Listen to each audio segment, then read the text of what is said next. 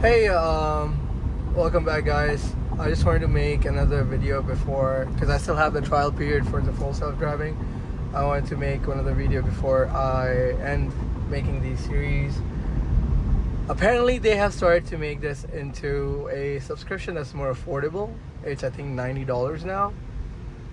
So let's see if it's worth it. I'm trying to connect to the highway now.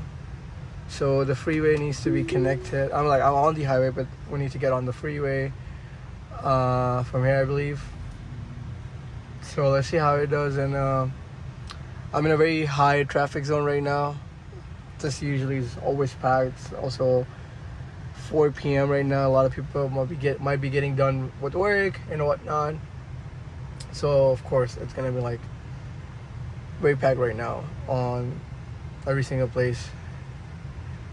And well, there's a whole history between me and this spot. I actually got into an accident right there at the light once in my life.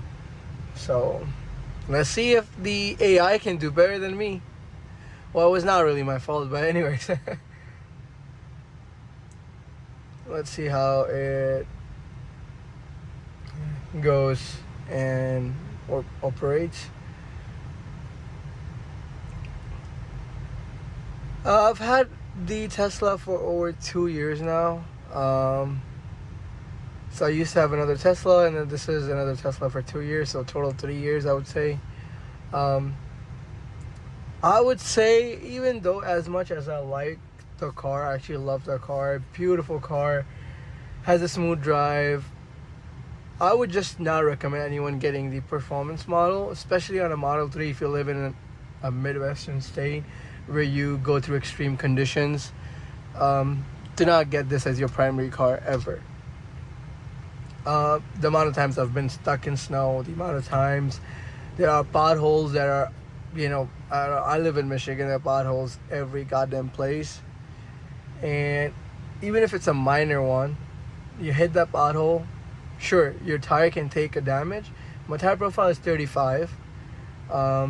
So, okay, it can take a damage, but the rims really cannot. These are some really poor quality rims by Tesla. I mean, BMWs are really low riding cars too, and they go through the same issue, but not as often as a Tesla. Every single Tesla owner in Michigan has complained for the same thing. So we need to work, not me, but Tesla needs to work on something that makes it much better, figures out a way to fix all of this, because we can't really keep changing rims or keep going through welding rims and all of that stuff every time. So yeah, I just picked up my car from a place that was welding rims. So I'm done with the tire quality and the rim quality on this car. It's just absolutely not like on par. Like, it's far away from par. It's just absolutely atrocious. It actually is.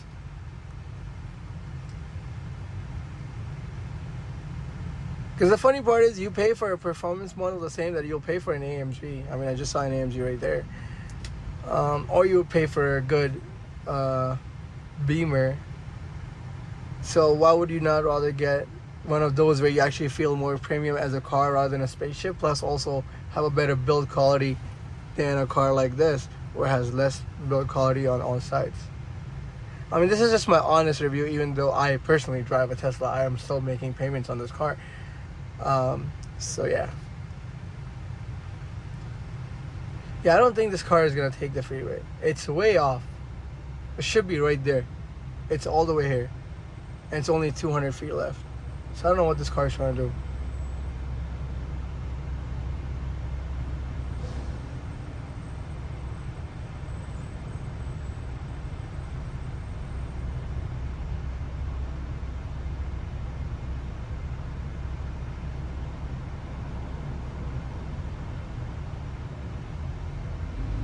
Yeah, there are many times that you'll have to take control over the car and do this yourself.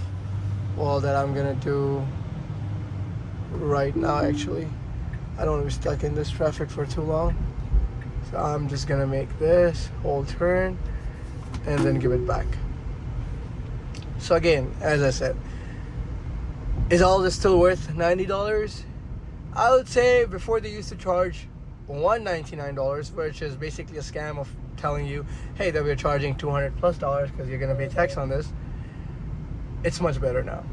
$90 plus tax, it's still doable. I don't know if it's 90 or 99, because if it's 99, that's again a scam. I don't know why it keeps telling me to keep my hand on it. I still have my hand on the steering wheel. Okay, let's see how it connects back to the freeway. That was pretty smooth, pretty good.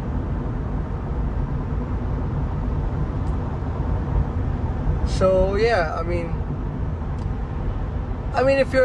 if you are a Tesla driver that's not really using for city drive that often, you're using Tesla for long drives, definitely get the full self-driving beta because it's worth it. On highways, you don't really have to touch. You're going to be eating a little bit, snacking here and there, and then driving. So, and it's still pretty good. I don't recommend you doing it, but it's still pretty good. But is it worth getting it for a city drive where you know it's going to be hella traffic, it has to switch lanes very often and all of that? Let's say in LA, this is still Michigan, it's nothing as crazy as LA or New York. Why would you get that? It's not going to make those insane switches. Even though I've put this on assertive mode, I still wouldn't be able to do that. So yeah, I mean, you can realize that this was assertive mode by the amount of times it literally switched lanes back to back to get on the first lane on the freeway. So yeah, I mean, it's still a very good debate on why would people want to pay this. Especially, I would never recommend you paying the upfront cost of it. I mean, unless you have cash laying down and you don't really care about that cash putting into a good investment. So yeah, I would say if you want to try it out, get it for a month or two, see if you like it, and see if you really it would be worth paying that subscription fee for the rest of the times when you have the car for. And this exact turn, I don't know why it's even doing this. Oh shoot, I forgot the left two lanes actually go to Detroit. Makes sense. So yeah, again, it's a really good, it's the best self-driving or lane assist or collision warning, all of that in the market by far. No debate, period. Tesla has done its job, has set the benchmark, is the industry standard for it now. But is it worth the amount of money they're asking? Definitely not. Because I see you do have Beamers having self-parking and all of that. Lane keep is of course not as good as a Tesla, but it's pretty much up there. The self-parking is actually pretty good in the BMWs. I have many issues with the self-parking on Tesla. Again, yeah, so you see it's a lot of traffic in here. I mean, if you really want to be on the same lane and don't really care about the exits, this is a great way because I don't have to be on the pedal, I don't have to be on the steering that often, and it'll still be a good drive for me. I won't get that tired. So yeah, I just wanted to make this quick video explain you guys if it's all worth it or not. I don't think I'll be getting the subscription anytime soon. I'm also trying to switch cars at this point because I live in Michigan. I don't think Model 3 performance, as I just explained, the whole issue is worth it in Michigan. So yeah, so I think for you guys, depending on what you guys want, what you guys don't want, it's your decision, it's your financial decision. But as a recommendation, I would not recommend going for that option of full self-driving, especially upfront costs. Never. If you are able to handle the monthly cost without any damage to your own financials, sure, go ahead. And if you're going to utilize it that much, I don't even utilize it that much. So if I'm paying $90 for something I'm using once a month, how good is it? You know, it's just $90 for one thing. Well, like once a month thing, I don't think it's worth it. If you're going to use it every day, definitely go for it.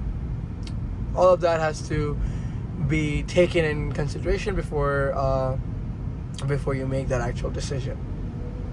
But yeah, I'm gonna be stuck in this traffic for a while, so it was good catching up with you guys. Let me know if you wanna have more videos on the Tesla or other cars or anything of that sort. Just keep me posted and we'll get you guys updated.